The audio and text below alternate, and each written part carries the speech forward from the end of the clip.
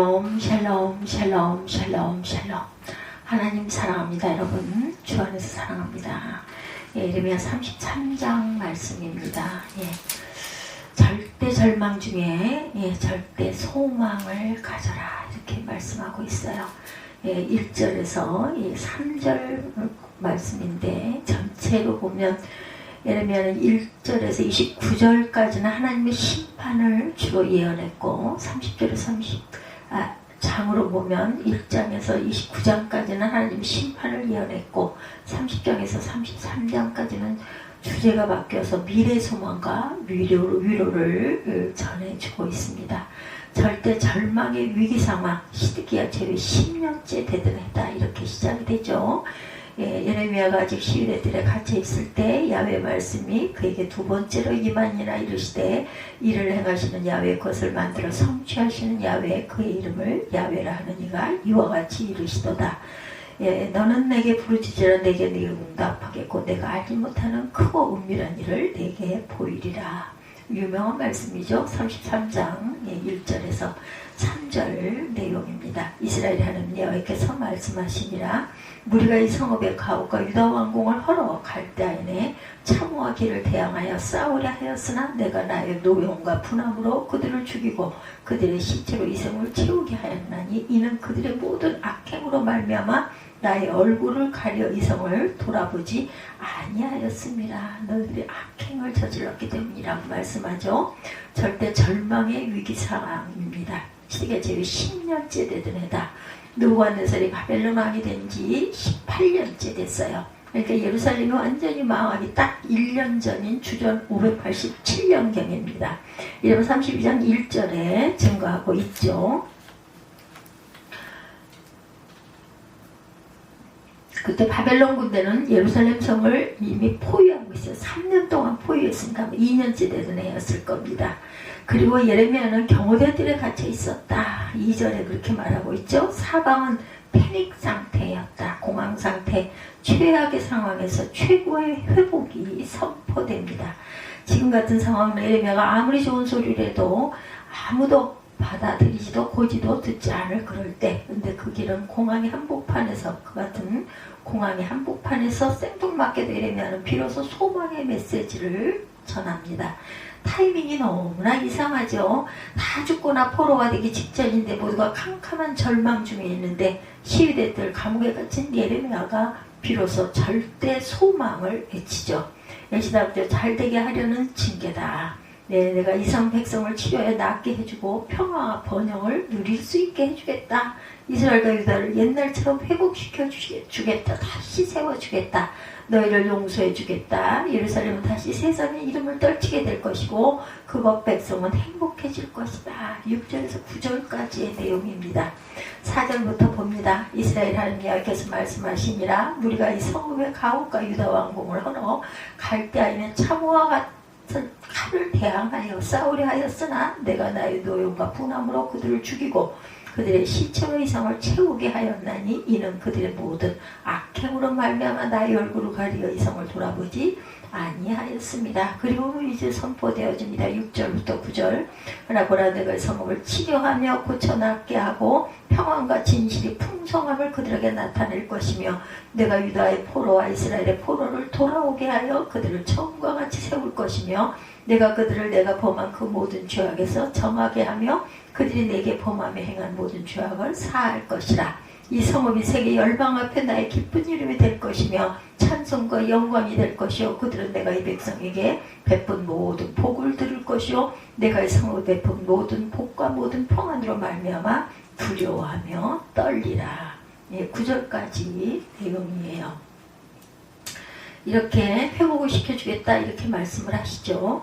그래서 너희가 돌이키면 용서해 주셨던 선포도 있었어요. 그렇죠? 26장 13절에 백성들이 돌이키지 않았기 때문에 무서운 심판이 지금까지 예고되었다. 이제는 너희를 용서해 주겠다. 예루살렘은 다시 세상 이름을 떨치게 되겠고 그곳 백성들은 행복해질 것이다가 6절에서 9절 내용이죠. 그래서 자기가 선한 예언 그대로 무서운 심판이 시행될 찰나에 예레미야는 180도 말을 바꿔서 절대 희망을 이렇게 선포하고 있습니다. 그러니까 유대를 향한 하나님의 징계는 애당초 자기 백성들을 잘되게 하시려는 징계였다. 정말 하나님의 화가 나서 손을 대신 것이라면 내가 그렇게 말했는데도 불순종했으니 이제부터 어디 한번 당해봐라 하셨을 것인데 막상 무서운 회초리를 맞게 된 백성에게 너희들은 다시 회복되어 이전처럼 명성을 나리게 될 거야 하시면서 소망을 주십니다. 이것은 애당초 잘되게 하시는 징계였던 것이다. 얘가 적절한지는 모르겠지만 부모가 자기 자녀를 잘못을 보고 맷때릴 때도 세워놓고 좋은 말로 일장 훈시를 하고 때리는 것과 같아요. 자기 분노의 무절제가 아닌 것이다. 하나님의 주권적인 회복이 선포됩니다. 이는 내가 나의 백성에게 베푼 좋은 일들을 그들도 들을 것이다. 내가 예루살렘에 가져다 줄 복과 평화를 보고 모든 나라들이 놀라며 떨 것이다. 9절이죠. 이 모든 회복은 하나님의 주도적으로 주권적으로 행하시는 역사다. 백성이 근신하고 뼈를 깎는 회개를 하는데 이런 조건도 꼭 제시되지도 않습니다. 내가 너희를 포로로 보내겠지만 내가 너희를 회복시켜 주겠다라는 하나님의 주권적 회복. 앞서 예레미야는 항아리 50병을 깨는 퍼포먼스를 통해서 하나님과 백성 간에 맺어졌던 언약이 깨어졌음을 선포한 적이 있어요. 19장 11절에 언약이 파기되었으니 하나님의 자기 백성 보호 의무도 자동으로 폐기가 됩니다. 그래서 포로로 잡혀가려는 찰나였는데 하나님은 주권적으로 새 언약을 제정해서 31장 31절에 그것은 돌비석이 아닌 마음에 새기는 신비에 새기는 언약이었죠. 즉 마음으로 자발적으로 하나님을 섬기는 새 백성을 만드시겠다라는 거예요. 이 모든 일은 하나님의 주권적으로 행하시는 일이다. 그것은 성도의 특권이자 축복입니다. 한번 쓰러진 성도도 망한 성도도 하나님의 주권적 역사로 다시 회복될 것이다. 바벨론 포로의 징계 역시 하나님의 주권적인 허락입니다. 예레미야 애가 3장에 보면 주께서라는 단어가 수십 번 나오죠. 주께서 주권적으로 진노하시고 포로로 보내셨다라는 거예요. 그래서 그 징계를 당할 때 잠잠히 당해라는 것이 예레미야 애가의 주제입니다. 이전처럼 회복, 이전보다 더 나은 회복. 지금 이 땅은 사람도 살지 않고 짐승도 살지 않는 황무지가 되었다. 지금은 예루살렘 거리의 유다 마을이 조용합니다. 그 조용한 가운데 예레미야가 이제는 회복을 선포하고 있다라는 거죠. 그 회복의 내용. 그러나 내가 옛날처럼 이 땅을 회복시킬 것이다. 나 야훼가 말을 하라. 10절에서 13절까지 이렇게 나오죠. 여기서 이같이 말씀하시니라. 너희가 가리켰고도 항폐하여 사람도 없고 주민도 없고 짐승도 없던 유다 성읍들과 예루살렘 거리에서 즐거워하는 소리, 기뻐하는 소리, 신랑의 소리, 신부의 소리와 및 만군의 야훼에게 감사하라. 야훼는 선하시니 그의 인자하심이 영원하도다 하는 소리와 여호와의 성전에 감사의 자를 드리는 자들의 소리가 다시 들리리니 이는 내가 이 땅에 포로를 돌려보내어 지난 날처럼 되게 할 것이니라. 야훼의 말씀이니라. 만군의 야훼께서 이와 같이 말씀하시니라. 황폐하여 사람도 없고 짐승도 없던 그곳과 그 모든 성읍에 다시 목자가 살 곳이 있으리니 그의 양떼를 눕게 할 것이라. 산지 성읍들과 평지 성읍들과 네겝의 성읍들과 베냐민 땅과 예루살렘 사명과 유다 성읍들에서 이 양떼가 다시 계수하는 자의 손 아래로 지나리라. 야훼께서 말씀하시니라. 이렇게 계속해서 소망의 메시지가 증거가 됩니다. 내가 옛날처럼 이 땅을 회복시킬 것이다. 계속 13절까지 제가 읽으면서 증거했습니다. 상식적인 얘기지만 우리 주변에도 큰 시련을 겪었다가 회복된 사람들을 봅니다. 그들은 이전처럼 회복되고 어떤 면에서는 이전보다 더 낫게 회복이 되죠. 이전에는 평탄했지만 어딘지 모르게 자만했었는데 회복된 후에는 어딘지 모르게 아주 겸손해졌다. 이스라엘은 이제 곧 심판을 받은 마당에 하나님이 말씀하세요. 너희들은 이전처럼 회복될 것이다. 11절에 동시에 이전보다 더 좋게 회복될 것이다. 백성들이 감사의 표시로 야훼 성전에 제물을 바칠 것이다. 그들은 야훼를 찬양하고 야훼는 선하시며 그 사랑을 인자하심이 영원하다고 외칠 것이다. 이 말씀은 그들이 이전보다 더 뜨거운 신앙을 신실해질 것이라는 예언이죠. 고난 후에 회복된 사람은 그 마음과 신앙이 당연히 과거보다 당연히 더 낫게 회복이 됩니다. 그래서 사명을 감당하라고 회복되죠. 감당하는 회복이 일어납니다. 연단, 징계 70년 포로를 통해 회복된 이스라엘은 하나님 나라의 사명을 감당하는 그릇으로 변화가 되죠. 그날이 오고 그때가 되면 내가 다윗의 집안에서 의로운 가지가 나게 하겠다. 이제야 비로소 하나님은 구속의 역사를 일으키시겠다고 예언을 하세요. 15절에만 증거하고 있습니다. 14절부터 야훼 말씀이니라. 보라, 내가 이스라엘 집과 유다 집에 대하여 일러준 선한 말을 성취할 날이 이르리라.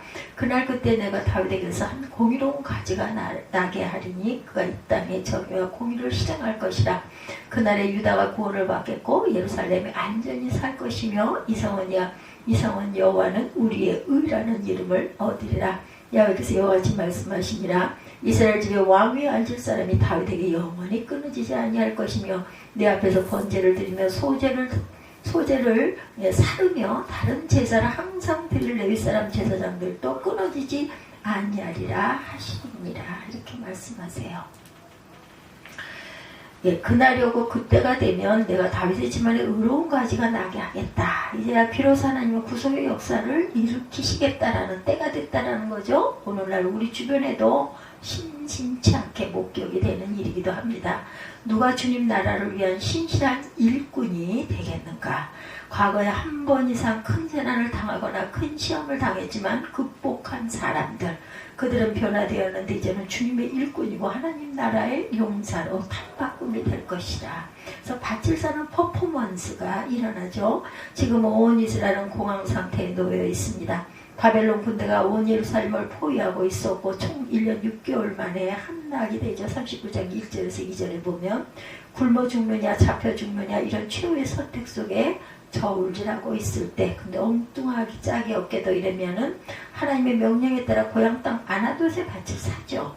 그는 감옥에 갇힌 상태에서 그 밭을 삽니다. 32장 9절에 33장은 시대 감옥에서 두 번째 예언을 하죠. 32장 터지고 입은 시대 감옥에서 받은 첫 번째 예언이었어요. 그리고 두 번째로 예언을 하고 있는 것이죠. 전쟁이 나면 다 죽고 난리가 날 터인데 그때는 밭을 사도 아무 소용이 없는데 난리 나고 죽으면 그것으로 끝인데 하나님은 절대 절망의 위기 상황에서 난간에서 막 아래로 떨어지는 사람에게 너는 앞으로 잘 될 거야 라고 약속을 하셔요.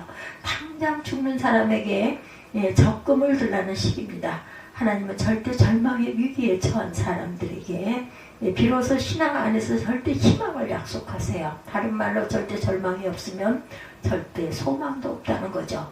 하나님의 소망의 메시지가 가장 절망적인 순간 망하기 직전 주전 587년에 비로소 선포되었다. 이 타이밍은 성도들이 망해도 완전히 망하는 것이 아니라는 것을 보다 더 새롭게 회복되기 시작하는 시점이라는 것을 우리에게 암시하고 있습니다. 아이러니한 것은 그렇게 쉴 새 없이 심판과 재난을 외치던 예레미야가 실제 피할 수 없는 재난이 닥치게 되자 오히려 회복과 소망을 외치고 있습니다.